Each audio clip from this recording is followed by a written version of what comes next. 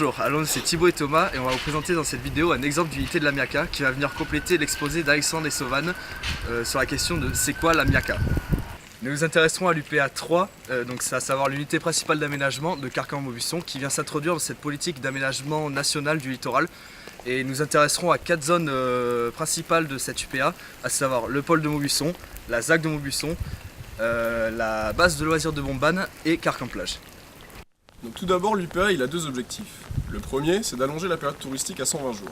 Pour ça, il compte faire venir des touristes étrangers via l'image qu'a naturellement la côte aquitaine, et ensuite créer des circuits locatifs légers et moyens pour subvenir à tous les besoins des touristes. Donc les circuits locatifs légers, c'est tout ce qui est camping, et les circuits locatifs moyens, ça va être les bungalows, etc. Le deuxième objectif de cette UPA, c'est de maintenir une activité hors saison. En effet, pour ne pas avoir une trop grande différence entre l'époque de saison et hors saison, la région a pris cette initiative. Et pour ça, ils vont faire venir des classes du 3e âge, des classes vertes et des classes de mer. Pour réaliser ce projet d'aménagement du littoral, on peut distinguer deux groupes collaboratifs. Le premier groupe qui va se charger de la conception, qui consiste en la réalisation d'études de terrain et la coordination du projet. L'amiaca, dans tout ça, va faire le lien entre les chaînes nationales et départementales. Elle va aussi se charger de la partie architecture et urbanisme de l'opération et va superviser la partie technique du projet. L'autre groupe, qui va se charger de la partie réalisation, est formé d'acteurs locaux où le syndicat mixte d'aménagement qui est composé de la commune de Carcan et du département de la Gironde va se charger de la maîtrise d'ouvrage en animant, coordonnant et programmant le projet. Pour arriver à réaliser les objectifs qui ont été fixés par l'amiaca, ils vont alors s'appuyer sur plusieurs points. Tout d'abord la zone de Maubuisson pour l'hébergement, ensuite Bombane pour le centre de loisirs, car il y avait déjà un centre de loisirs qui était déjà présent ici. Ensuite ils vont aussi créer un maillage de déplacement multimodal. Donc multimodal dans le sens où il va y avoir plusieurs voies douces, donc il y a les voies piétonnes et les voies de vélo. Mais il y aura aussi des voies voitures ou qui accueilleront des bus. Ensuite, au niveau des équipements qui seront installés, il y aura un pôle sportif et de loisirs au niveau du lac d'Ourtin et à Carcan-Plage. Ensuite, en matière d'hébergement, il y aura tout ce qui est chalets seront situés à Bombane et à Maubuisson, et un camping sera créé à Carcan-Plage. Enfin, tout ce qui est commerce, eux, seront amenés dans le pôle de Maubuisson afin de concentrer vraiment tout l'aspect commercial. Un autre but de cette UPA, c'est de créer un village vacances qui ne sera pas une usine à vacances. Donc pour ça, ils vont créer un habitat diffus. Donc ici, on est dans la zone dans la ZAC de Maubuisson. Ici, on voit des bâtiments derrière. Et ils vont essayer de recréer un habitat assez dispersé afin de garder l'esprit naturel de la forêt. Ensuite, l'un des points très importants, c'est de garder le triptyque de cet endroit, c'est-à-dire lac, océan et forêt. Donc pour ça, ils vont créer des voies douces qui vont relier chaque zone pour avoir vraiment un lien fort entre chaque.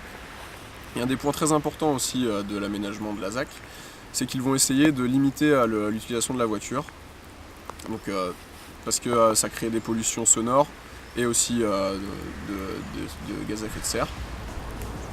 Ce qui est un paradoxe car à l'époque on est vraiment dans l'ère phare de la voiture. La ZAC est la zone d'aménagement concerté qui est une procédure d'aménagement opérationnel instituée par la loi d'orientation foncière de 1967. Cette concertation implique l'élaboration de documents d'urbanisme et l'aménagement de certains périmètres par des opérations d'urbanisme. La ZAC de Maubuisson a été créée en 1977 et est réalisée en 1978 où a donc été réalisées des opérations d'hébergement touristique sur l'ensemble du périmètre de la ZAC. Donc ici nous nous situons au cœur du site touristique de la ZAC de Maubuisson. Cette ZAC a fait l'objet des principaux projets d'équipement et d'hébergement de la zone qui a permis la création de presque 6000 lits à vocation touristique. Donc ces projets devaient régir à des codes architecturaux assez précis avec notamment un habitat dispersé mais pas diffus qui devait empêcher la voiture d'accéder au lieu. Donc ici nous voyons bien que c'est uniquement un espace piétonnier. Aussi le village devait être calme et au plus proche de la nature avec une hauteur du bâti réglementée pour que le village s'intègre au mieux à la forêt et aux dunes. Donc les matériaux étaient aussi réglementés et principalement ici de manière locale avec du bois de pin et la couleur devait s'harmoniser avec la forêt, donc de couleur marron pour s'intégrer au mieux au paysage. Et tout ça devait se situer dans un environnement très végétalisé. Allez.